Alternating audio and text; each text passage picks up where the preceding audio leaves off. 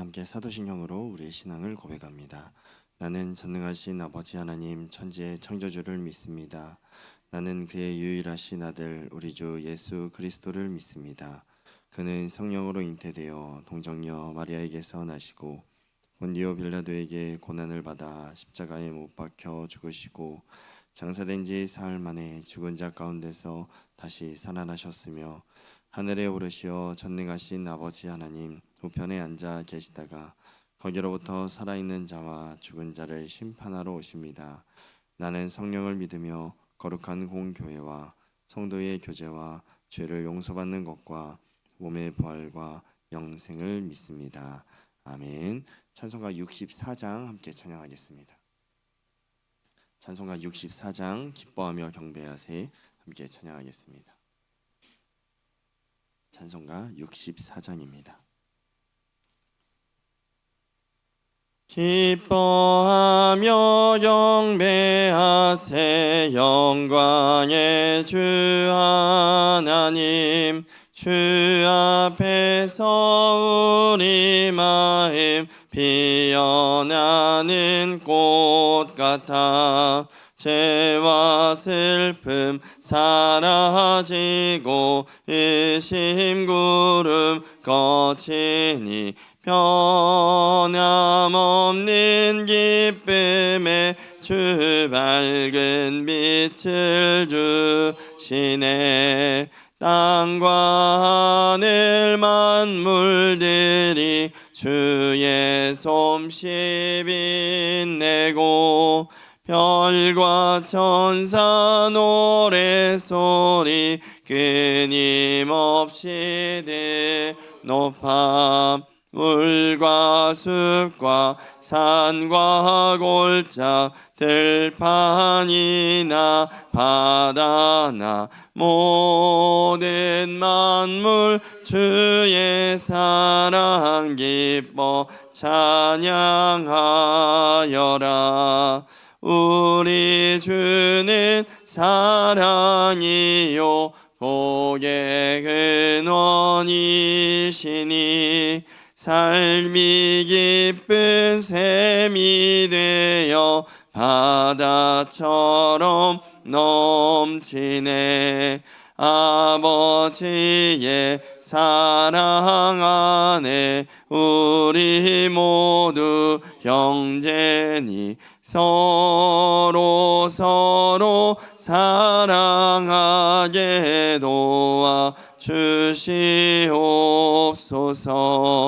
새벽별의 노래 따라 힘찬 찬송 부르니 주의 사랑 줄이 되어 한맘 되게 하시네. 노래하며 엿싸움에서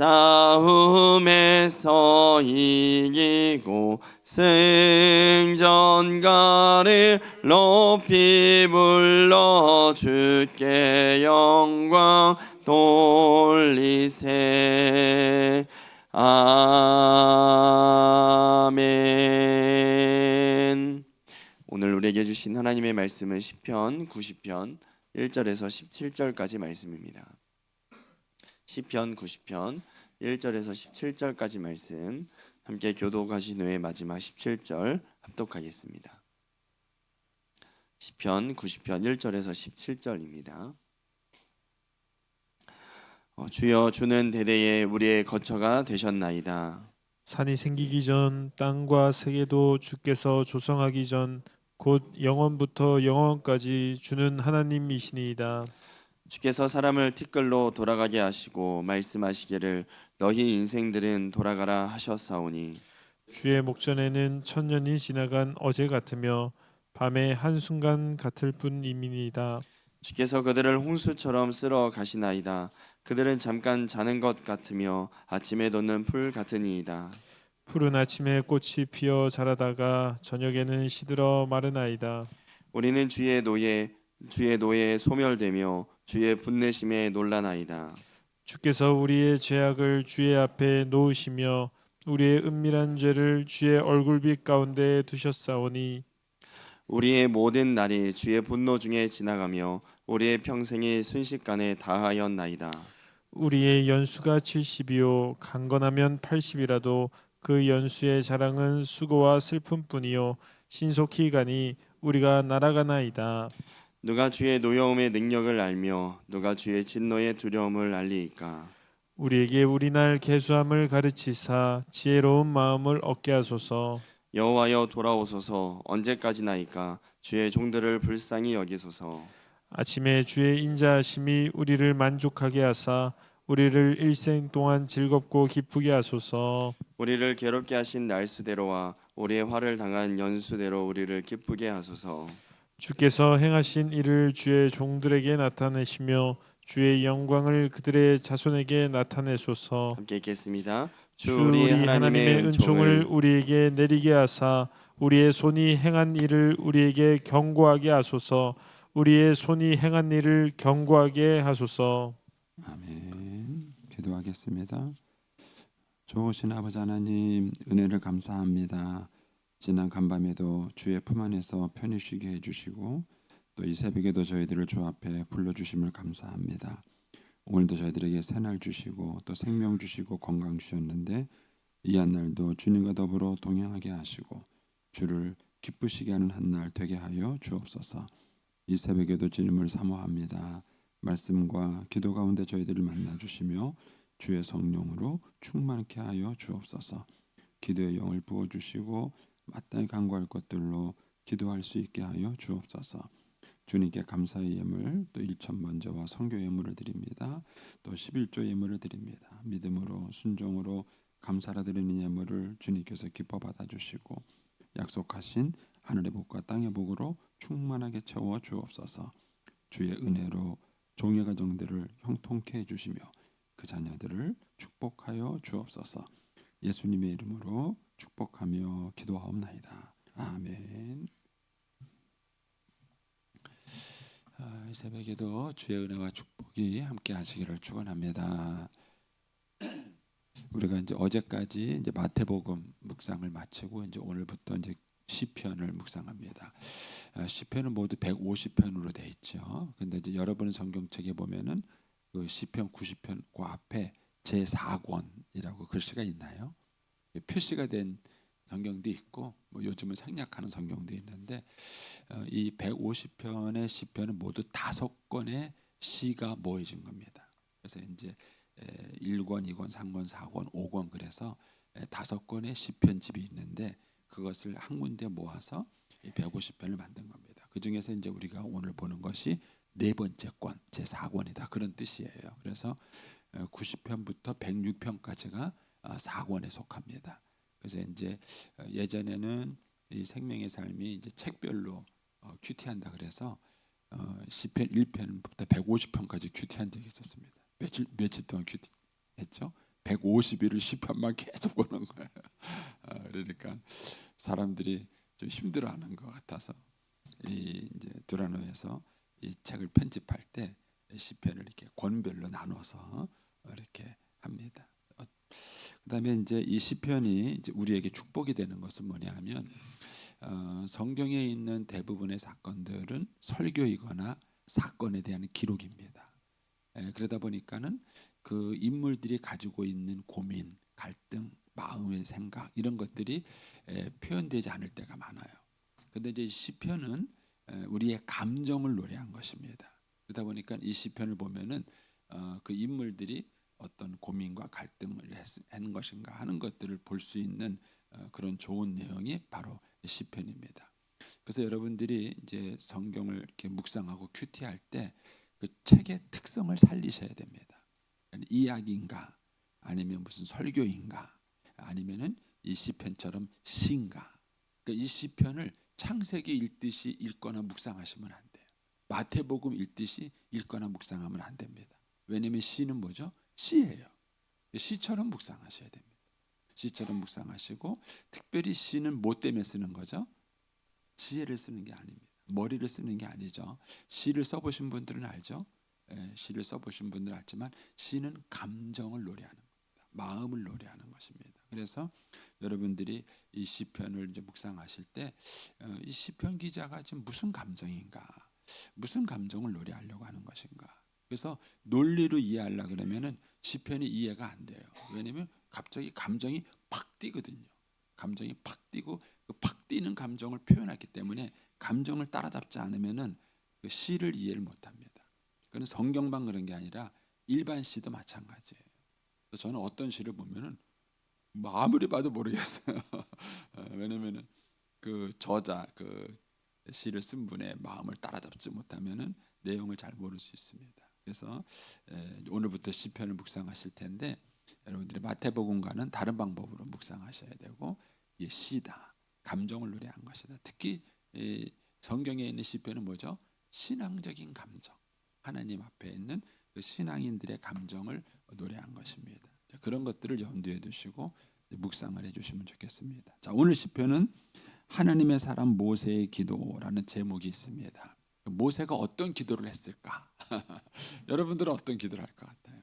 모세가 어떤 기도를 했을까? 그러니까 인생에 대한 기도를 했어요. 먼저 1절 2절 보겠습니다.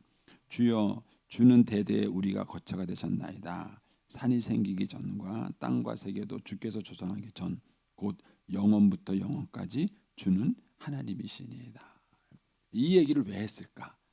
전능하신 하나님, 뭐 사랑의 하나님 등등등 하나님에 대한 속성이 많아요. 그런데 오늘 시편에서 이 모세가 한 기도는 영원하신 하나님을 얘기한 거예요. 인생은 뭐다고요? 영원하지 않다. 그 얘기를 하는 거예요, 지금 이제. 자, 먼저 1절에 보시면 주여, 주는 대대에 우리가 거처가 되셨나이다. 여러분, 인생의 기초는 하나님입니다. 이것을 우리가 가끔 잊고 살아요. 여러분, 인간이 예를 들어서 저는 이제 가끔 서울 가면은 그런 생각을 해요. 뭐 그 빌딩 숲이에요, 숲, 그렇죠? 빌딩 숲에다가 또 지하도는 얼마나 많이 뚫어놨는지, 지하도로 가면요, 저도 서울 사람이거든요. 완전 촌놈입니다. 헤매요. 동서남북이 어딘지. 그리고 뭐 지하를 얼마나 많이 팠는지 또 파고 들어가고. 그래서 뭐 1호선, 2호선, 3호선이 막 그냥 거미줄처럼. 부역분들은 너무 잘 모르시나? 그렇게 이제 뚫어놨어요. 그래서 얼마나 그 교통이 편하게 됐는지 모릅니다. 자, 그런데 지진이 나면 어떨까요? 저는 재앙이라고 생각해요. 지진이 나는 순간 이런 인간이 세워놓은 그런 모든 건물, 주소 완전히 재앙입니다. 완전히 재앙입니다. 그래서 가끔 이제 그런 그 재난 영화 같은 거 보잖아요. 그래서 야, 서울시에 지진이 나면은 버티기는 할까? 이게 살아남을 수 있을까? 이런 생각을 합니다. 그런데 이 모세는 거기에다가 인생을 비유. 여러분, 사람들이 인생을 살아가면서 빌딩도 세우고요, 지하도도 파고요, 막 준비합니다. 뭘 잊어버리냐면은 그 기초가 있다는 사실을 잊어버려요. 어느 날 인생의 지진이 와요. 인생의 지진이 팍 오면은요, 그 쌓아놓은 모든 것이 순식간에 뭡니까? 그 가장 큰 지진이 뭐냐? 죽음이. 모세는 지금 그 얘기를 하고 있어요. 주님이 우리의 대대 거처가 되셨어요. 그런데 인간이 쌓아오는 그 어마어마한 그 문명이 한순간에 탁 사라집니다. 그게 죽음이에요. 죽음을 경고하는 게 뭐죠? 질병입니다. 질병입니다. 저도 요새 이제 그 슬슬 나이 먹었다는 티가 나요. 예전에는 안 그랬는데 책상 앞에 오래 앉아 있으면요, 허리가 아파요. 요새는. 그래서 요새는요, 제가 서서 공부하는 거 아세요? 잘 모르시죠? 이 앉아 있으니까는 뭐 허리가 아프고 다리가 아파가지고요, 서 있는 게 나아요. 그래서 제가 서서 요새 책을 봐요. 서서. 야, 인생이 별일이 다 있어요. 인생 아무것도 아닙니다. 하느님께서 인생의 기초를 한 번씩 흔들어요. 한 번씩 흔들어요. 근데 우리가 그때 깨달아야 되는데 깨닫지 못해요. 깨닫지 못해요. 그래서 인생의 마지막 지진이 뭐냐면은 죽음입니다. 저와 여러분의 인생에 죽음이 오는 순간 우리가 쌓아놨던 그 모든 것들 아무것도 한순간에 다 무너져. 그래서 마지막 17절을 가시면 모세가 이런 기도를 하는 거예요. 주 우리 하나님의 은총을 우리에게 내리게 하사 우리의 손이 행한 일, 내가 평생 동안 쌓아놓은 일, 그거를 뭐라고요? 견고하게 하소서. 우리의 손으로 행한 일을 견고하게 하소서. 이게 모세의 기도예요. 내가 이 평생 동안 일구어 놓은 것, 그거 한순간에 아무것도 안 됐어요. 제가 이제 어느 분이 얘기해 준 얘기가 지금도 다 기억이 돼요. 그분이 20몇 살인가에 아들을 잃었어요. 아들을 잃어버렸어요. 근데 그분이 그걸 뭐라고 표현하면요, 이 26살이라고 가정을 해요. 26살 가정이면은 26 곱하기 0은 0. 그분이 그걸 그렇게 표현하더라고요. 내가 평생 쌓아놓은 거를 하나님의 끝에다가 곱하기 0 하면 끝나는 거예요. 자기가 그 아들을 키우기 위해서 얼마나 많은 수고와 노력과 열정과 애정을 담았는지 거기에 내 인생이 있었다는 거예요. 근데 그 인생이 한순간에 0이 돼버려요. 한순간에 0이. 그분이 그렇게 표현하는데 이게 확 와닿더라고요. 확 와닿더라고요. 여러분이 해놓은 게 뭐가 있어요? 앞에 막 1000, 2000, 2억, 3억 막 쌓아놓으세요. 근데 하나님은 가만히 있다가 끝에다가 곱하기 0. 그러면 은혜가 없는 인생은 아무것도 아니에요. 근데 우리는 이걸 너무 잊고 사는 거예요. 잊고 사는 거예요. 그래서 이 1절에 그런 고백을 해요. 주는 대대의 우리의 거처가 되셨나이다. 이 고백을 우리가 잊어버리는 거예요. 내 인생이 하나님이라는 은혜의 기초에 서 있다. 그 하나님의 은혜로 말미암아 내가 살아가는 것이다. 이것을 우리는 너무 자주 잊어버려요. 그래서 우리는 분노하고 흥분하는 것입니다. 분노하고 흥분하는 거죠. 근데 이걸 잊어버려요. 그래서 이제 2절에 가서 이렇게 말하기죠. 산이 생기기 전, 땅과 세계도 주께서 조성하기 전, 그죠? 하나님이 천지를 창조하시기 전이죠. 영원부터 영원까지 주는 하나님이시니다. 조금 설명을 달면은 주님만 하나님이세요.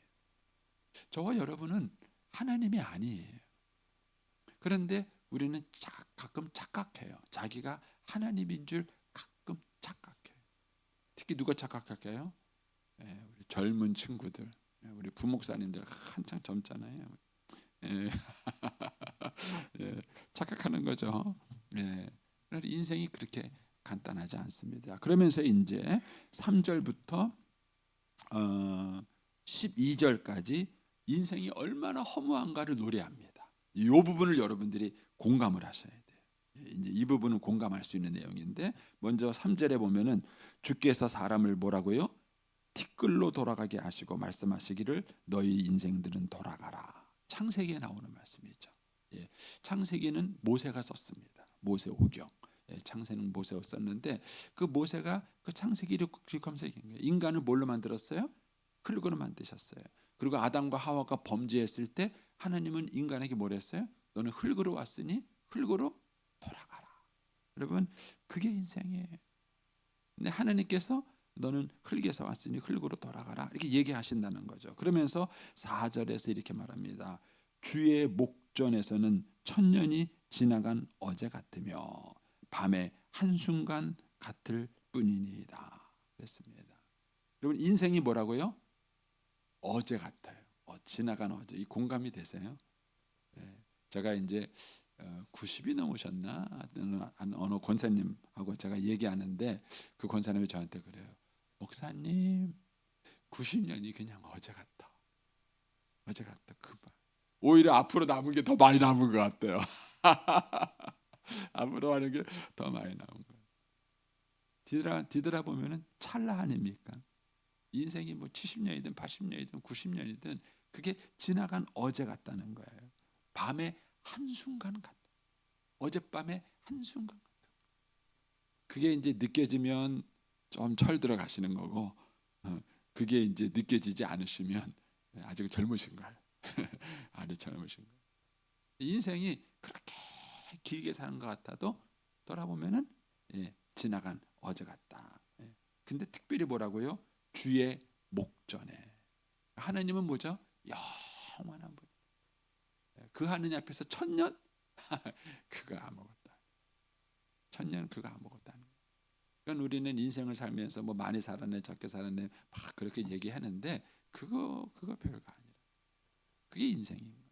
그러면서 이제 5절에 가서 이렇게 말합니다. 주께서 그들을 뭐라고요? 홍수처럼 쓸어가시다. 이게 죽음이에요. 저는 이제 어렸을 때 여름마다 홍수진 만나는 집에 살았어요. 저희 어머님이 처음에 살았을 때 그 집이 좀 약간 어려워서 하여튼 여름만 되면 뚝이 넘쳐요. 옛날에 그렇게 많았잖아요. 뚝이 넘쳐가지고. 그런데 그 물이 처음에는 이제 평상시에 늘 넘치는 물이 그 집 바닥까지만 들어와요. 그래서 맨날 물 퍼내고 청소하는 경우인데 어느 날요 지붕까지 물이 찬 적이 있어요. 순식간에 쓸어갑니다. 하나도 못 건졌어요. 막 물 난리 나니까는요 물이 얼마나 빨리 오는지 몰라요. 걸으면 날 살자로 도망가야 돼요. 그리고 와 보니까 아무것도 없어요. 여러분 죽음을 그렇게 표현한 거예요. 어느 날 홍수처럼 하나님께서 그들을 싹 쓸어. 저와 여러분이 막 뭐 쌓아놓고 막 아웅다웅하고 막 해놓은 거예요. 어느 날 한순간에 그거 싹 쓸어. 그게 이제 죽음이다 이런 얘기를 합니다. 그러면서 또 뭐라고 표현하냐면은 그들은 잠깐 자는 것 같고 아침에 돋는 풀 같아. 그러면서 6절에 풀은 아침에 꽃이 피다가 저녁에는 시들어 말아요. 그게 인생이에요. 여기 좀 안 느껴지세요? 이게 이제 저도 시편 90편을 몇 번 묵상을 했는데 오늘 아침 이 말씀 묵상하면서 그냥 뼈가 저리도록 느껴집니다. 나이가 드신 분은 더 많이 느끼시겠죠. 인생이 그렇게 이제 하는 거예요. 그래서 홍수처럼 확 쓸어가라고 하나님 앞에서 잠깐 자는 것 같은 거예요. 어느새 내 나이가 80이 되고 90이 됐는지 모르겠어요. 제 얘기가 아니에요. 권사님이 그랬어요. 목사님, 내가 언제 90 먹었는지 모르겠어. 내가 언제 90 먹었는지 모르겠대. 눈 떠 보니까 내가 90이래. 실감이 안 나시는 거예요. 90을 살렸는데 실감이 안 나시죠. 잠깐 자는 것 같고 아침에 폈다가 저녁에 시드는 풀 같은 인생이에요. 그러면서 7절에 우리는 주의 노에 소멸되며 주의 분내심에 놀라나이다. 이 노와 분노가 바로 죽음을 말하는 거예요. 그런데 왜 모세가 이거를 주님의 노라고 표현했을까요? 인간의 죽음은 아담과 하와의 범죄에 대한 죄의 값이기 때문에, 죄의 형벌이기 때문에 하나님께서 아담의 죄에 대해서 분노하시고 내린 것이죠. 이런 신학적 의미도 있고요, 감정적 의미도 있습니다. 우리가 죽음을 맞이하는 순간 그렇게 느껴요. 하나님이 나한테 분노하신 것 같은 느낌이, 하나님 내 인생에 분노하신 것 같은 그런 이제 감정을 싣고 여기다 표현한 거예요. 주의 노에 소멸되며 주의 분내심에 놀라나이다. 그래서 사람들은요 이렇게 늙어간다는 것, 갑자기 큰 질병이 오는 것, 그리고 죽음 앞에 놀래요. 저도 스스로 깜짝깜짝 놀라는 건 뭐냐면요, 의외로 많은 분들이 죽을 준비가 안 됐어요. 그렇게 교회 권사님이시고 장로님이시고 안수 집사님이시고 그렇게 신앙생활 하신 분인데도 막상 임종의 순간에 갔을 때 의외로 준비가 안 된 분들이 상당히 많아요. 여러분들은 준비하셨어요? 그러니까 이제 그런 얘기를 하는 거예요. 주의 노에 소멸되면 우리가 주의 분내심에 죽음 앞에 우리가 깜짝 놀라는 거예요. 그러면서 8절에 주께서 우리의 죄악을 주 앞에 놓으시며 우리의 은밀한 죄를 주의 얼굴빛 가운데 두셨습니다. 이것은 이제 신학적으로 보면은 죽음이 죄에 대한 죄에 대한 심판으로 다가온 것입니다. 그래서 이제 이렇게 표현하게 됐고요. 또 한 가지 의미가 있어요. 여러분, 죽음이 왔을 때 가장 먼저 생각나는 게 이거예요. 저는 여러분들의 임종을 봤어요. 그런데 이걸 후회하시더라고요. 목사님, 제가 지은 죄가 많아서요. 진작 좀 회개하시지. 뭐 하셨어요? 근데 죽음 앞에서 그 생각이 나요. 또 어떤 분은 저한테 그래요. 목사님, 내가 주의 일을 너무 못했어요. 그분이 돌아가시기 한 달 전까지 테니스 치신 분이, 몸이 그렇게 건강하셨던 분이 갑자기 확 꺾어지더니만 한 달 만에 돌아가셨는데, 그 돌아가시기 전에 저한테 그 얘기를 하는 거예요. 목사님, 내가 주의 일을 얼마 많이 못했어요. 네, 제가 속으로 그랬어요. 진작정 하시지. 여러분, 우리가 죽음 앞에 왔을 때 우리에게 부딪히는 게 문제냐면 죄의 문제, 죄의 문제. 여러분들이 예수 그리스도의 피로 우리가 죄 사함 받았다는 이 가장 기본적인 이 신앙적 교리 문제를 여러분들이 명확하게 아셔야 돼요. 그래서 여러분들이 나이가 들어가면 들어갈수록 이게 자꾸 파도처럼 밀려와요. 애들한테 못한 것, 아내한테 못한 것, 남편한테 못한 것, 내가 주님께 못한 것, 이런 것이요, 여러분 죽음이 다가올수록 그리고 나이가 들어갈수록 이게 파도처럼 막 밀려와요. 이 죄책감을 여러분들이 다루지 못하면 무너지는 거예요. 근데 우리의 죄는 우리의 힘으로 해결할 수 있는 게 아니에요. 예. 어떻게 해결되는 거죠? 예수님의 피로 해결되는 것입니다. 이 예수님께서 내 죄를 속죄하셨고 그리고 내 죄값을 치르셨다는 이 속죄의 교리를 여러분들이 명확하게 알고 있으셔야 돼요. 그렇지 않으면 이게 이제 파도처럼 밀려올 때 감당이 안 돼요. 두려워지는 거예요. 예. 그래서 이제 여기서 이제 모세가 이런 얘기를 하는 것이죠. 주께서 우리의 죄악을 주의 앞에 놓으셨으며 우리의 은밀한 죄를 주의 얼굴빛 가운데 두셨나이다. 그래서 그동안 다 묻혀서 기억하지도 않고 의식하지도 않고 살았는데 죽음 앞에서 그게 막 그냥 그 솟아오르는 것입니다. 그리고 이제 9절에 가면은 우리의 모든 날이 주의 분노 중에 지나가며 우리의 평생이 순식간에 날아가나이다. 너무 멋있지 않아요? 이 평생이라는 말과 순식간이라는 말, 이게 인생과 죽음이에요. 예, 우리가 살아온 모든 날이 막 그냥 순식간에 팍 끝나버리는 거예요. 그리고 그것을 주의 분노 중에라고 이제 표현한 것입니다. 그러면서 10절에 우리의 연수가 70이요 강건하면 80이라도 그랬습니다. 예. 잘 살아요. 80이에요. 80 넘으신 분들은 덤으로 사시는 거예요. 덤으로 사시는 거예요. 예. 그런데 더 재미있는 게 그 다음이에요. 그 연수의 자랑은 수고와 슬픔뿐이에요. 80 살고 90 살았다고 얘기해요. 근데 다 뭐예요? 고생한 얘기예요. 고생한 얘기. 이게 많이 살았다는 얘기는 많이 고생했다는 얘기. 어떤 분이 저한테 그런 얘기를 해요. 목사님, 내가 너무 오래 살았어요. 왜 그러시나 그랬더니까 자녀들이 막 자기들끼리 편안하지 못하고 싸우는 거예요. 그 모습 보니까 속상한 거예요. 저한테 그래요. 목사님, 내가 빨리 죽었어야 되는데 내가 너무 오래 살았다고. 내가 너무 오래 살았다고. 내가 오래 안 살았으면 저런 꼴 안 보는 건데 내가 너무 오래 살아서 저런 꼴 본다고. 그래서 그러면 인생이라는 게 그런 거예요. 그러니까 뭐 막 70, 80, 90 막 많이 살았다고 말을 하는데 모세는 뭐라 그러냐면 그거 다 고생한 얘기 아니냐는 거예요. 뭐 그렇게 자랑해봤자 인생이 70, 80 자랑해봤자 수고와 슬픔뿐이다. 그런데 그 다음에 또 뭐가 나오죠? 신속히 간다. 인생이 날아간다는 거예요. 얼마나 빨리 가는지 인생이 날아간다. 제가 젊었을 때 요 이제 10절을 공부하는데 그 가르쳐 주시는 분이 그런 얘기를 하더라고요. 인생이 보통은 70이고 그 다음에 잘 살아야 80이다. 그러니까 우리는 몇 살 살지 모르니까 70과 80을 반동간에 내서 75세까지 산다고 가정하려는 거예요. 그래서 75세에다가 지금 자기 나이를 빼보라는 거예요. 한번 빼보세요, 여러분. 전 75세에다가 제 나이를 빼니까는요 9년 남았어요. 9년. 그리고 그거를 자기 방에다가 붙여놓으래요. 붙여놓고 한 해가 가면 또 8로 줄이고 한 해가 가면 또 7로 줄이고 그렇게 해보라고요. 또 한번 해봤거든요. 실감나요. 인생이라는 게 실감나요. 내가 이거 얼마 안 남았구나. 한번 75세 넘으신 분들은 덤으로 살으신 줄 알고 감사하시고 아직까지 75세가 안 되신 분은 한번 해보세요. 75 빼기 여러분의 나이 빼서 남은 세월을 여러분의 방문 앞에 붙여보세요. 인생이 이렇게 길지 않습니다. 근데 이제 그 얘기를 해요. 그러면서 이제 11절에 누가 주의 노여움의 능력을 알며 누가 진노의 두려움을 알리까? 누가 알겠느냐? 그러니까 인생을 너무 모르고 사는 거예요.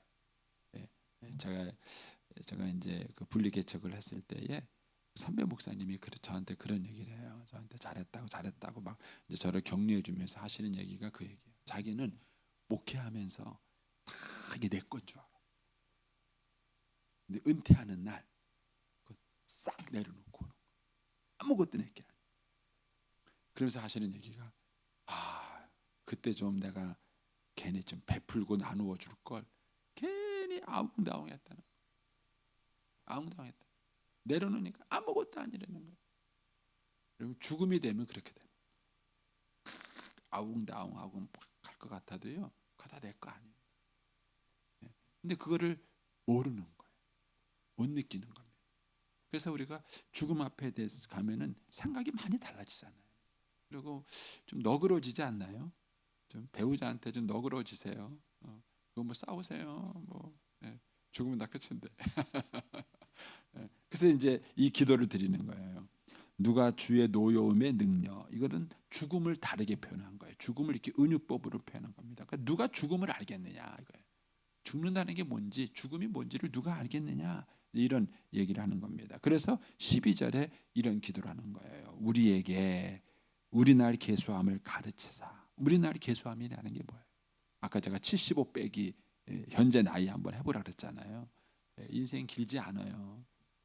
그렇게 많이 남은 거 아닙니다. 그냥 짧아요.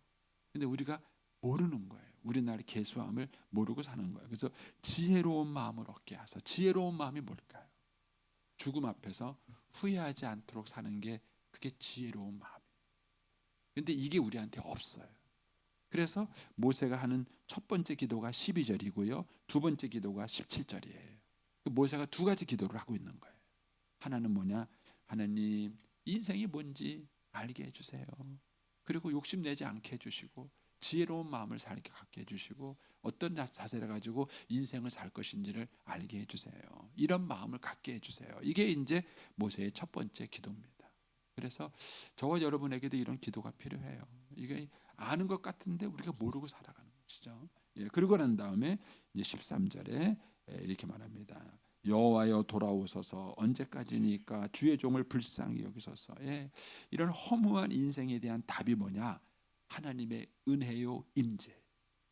그래서 갑자기 12절에서 13절은 감정이 퍽 뛰는 거예요. 이게 시가 어려운 거예요. 갑자기 퍽 뛰면서 허무한 인생을 노래하던 이 모세가 하나님 돌아오세요. 나한테 오세요. 은혜 주세요. 이렇게 말하는 거예요. 그러면서 14절에 뭐라 그러냐면은 아침에 주의 인자하심이 우리를 만족해 하사. 자, 첫 번째는 무엇이 우리를 만족한다고요? 주님의 인자, 주님의 사랑이에요. 돈이 아니에요. 욕심이 아니에요. 숫자가 아니에요. 건물이 아니에요. 근데 우리는 자꾸 내가 뭘 만족하는 것이 엉뚱한 데 빠지는 거예요. 근데 우리를 만족하게 하는 게 뭐냐? 주님의 인자, 주님의 사랑이에요. 그래서 우리가 구하는 게 하나님의 사랑과 은혜를 구하는 거예요. 그런데 언제 이거를 주시느냐? 아침에. 그래서 새벽 기도해야 된다는 썰이 있습니다. 아침에, 매일 아침에 하나님 말씀 묵상하시고 하나님의 은혜로 충만하게 채워지고 이걸로 우리의 영혼을 만족하면서 하루를 출발해 보십시오. 이게 훨씬 다른 인생을 살게 하는 겁니다. 그래서 이렇게 말하죠. 아침에 주의 인자하심이 우리를 만족하게 하사 우리를 뭐라고요? 일생 동안 어떻게? 즐겁고 기쁘게. 이게 큐티의 축복이에요. 큐티 하시기를 축복합니다. 아침에 말씀 묵상하시고 하나님 만나고 또 기도하다가 하나님 만나고 이게 우리한테는 큰 축복입니다. 이 하나님의 인자, 하나님의 사랑, 하나님의 긍휼을 아침마다 경험하는 거예요. 그것이 우리를 만족하게 하고 즐겁게 만들고 기쁘게 만들고 허무한 인생 가운데 주는 하나님의 축복인 것이죠. 그래서 이제 15절에 우리를 괴롭게 한 날수대로와 우리가 화를 당한 연수대로 인생이 뭐죠? 그만큼 고난이잖아요. 근데 그 고난의 연수 속에 우리에게 뭘 달라? 기쁨을 주시라. 우리에게 은혜를 베풀어 달라. 그런 얘기예요. 그래서 주께서 행하신 일을 주의 종에게 나타나시며 여기서 있는 말씀하시면은 주님이 행하신 일이 뭘까? 저는 이걸 창조 사역과 구원 사역으로 정리를 해봅니다. 하나님께서 창조하시고 구원하신 그 은혜의 사역을 우리에게 나타내시고 또 그 하나님의 우리의 사랑을 알게 하시다. 그래서 17절 주 우리 하나님의 은총을 우리에게 내리사 우리 손에 향한 일을 우리에게 견고하게 하소서. 그래서 인생을 허무하지 않게 만드는 것은 하나님의 은혜입니다. 내 노력과 수고가 아니라 이걸 잘못 이해하면은 엉뚱한 경쟁, 시기, 질투 이런 것에 빠지게 되고 낙심과 좌절에 빠지게 되는 것입니다. 오늘 아침에 이 모세의 기도를 다시 한번 깊이 묵상해 보세요. 모세의 마음과 이런 것들을 잘 묵상하셔서 모세의 기도가 또 저희들의 기도가 되기를 축복합니다. 기도하겠습니다.